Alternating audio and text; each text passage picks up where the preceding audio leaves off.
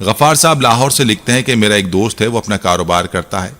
کاروبار کرتے کرتے اس کا دوسرے لوگوں کی طرف 15-20 لاکھ قرضہ ہو گیا اور کوئی بھی واپس کرنے کو تیار نہ تھا، جس کی وجہ سے وہ اپنا ذہنی توازن کھو بیٹھا۔ مجھے کہا کہ میں کیا کروں؟ میں نے اس کو یا لطیفوں کا وظیفہ دیا کہ کثرت سے پڑھو اور نیت کرو کہ میری بیماری بھی چلی جائے اور قرضہ بھی واپس مل جائے۔